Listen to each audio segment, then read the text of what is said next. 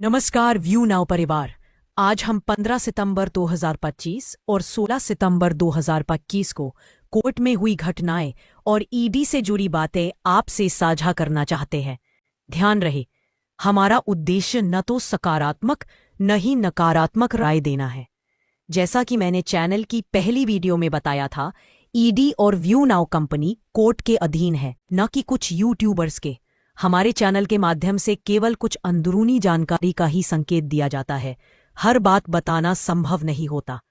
जैसा आप जानते हैं, 15 सितंबर 2025 की तारीख को जज द्वारा यह तय किया गया था कि हमारा मामला जल्दी निपटाया जाएगा ताकि अक्टूबर की तारीख से पहले कार्रवाई हो सके।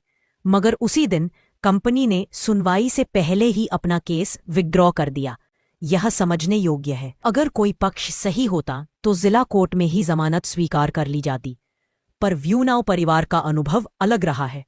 हमारे देश की न्याय प्रणाली में कई बार ऐसा होता है कि जमानत की अर्जी कई बार ऊपर तक district high court, supreme court चली जाती है। इसलिए कंपनी ने मामला वापस लेकर फिर से ऊपर तक ले जाने का रास्ता चुना, संभवतः ताकि आखिरी सफाई सुप्रीम कोर्ट तक पहुंचकर ही मिले। क्योंकि सामान्य तौर पर राष्ट्रीय स्तर पर महत्वपूर्ण क्लीन चिट अक्सर सुप्रीम कोर्ट देती है।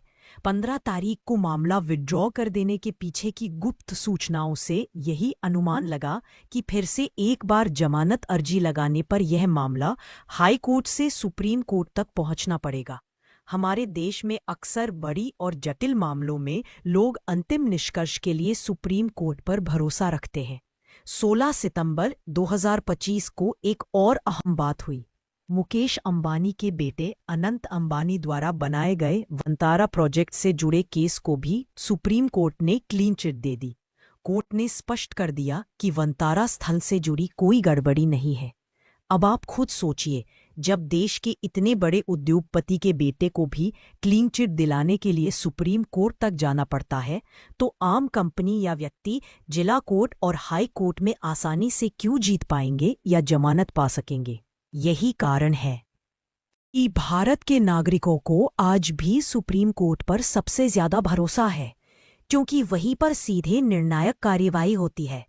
16 सितंबर 2025 को भी ईडी और व्यू नाउ कंपनी के बीच गहन बहस हुई और जज ने अगली सुनवाई 8 अक्टूबर 2025 के लिए तय कर दी।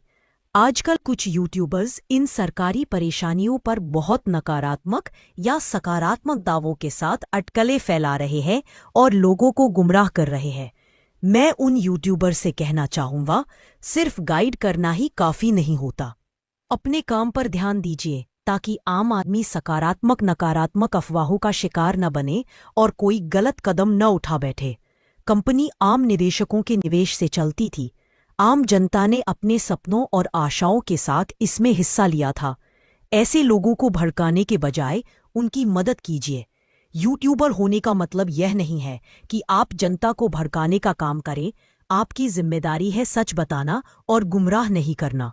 अंत में व्यू नाउ परिवार यह स्पष्ट करना चाहता है कि यह मामला केवल कंपनी, जज और ईडी के बीच है और इसका सही निर्णय जल्द ही कोर्ट द्वारा दिया जाएगा। व्यू नाउ परिवार, आप चिंता मत कीजिए। आपकी दी गई राशि आज भी और भविष्य में भी सुरक्षित है और जल्द ही सारी परेशानियां खत्म होकर व्यू नाउ कंपनी का काम फिर से सुचारू रूप से चलना तय है। धन्यवाद।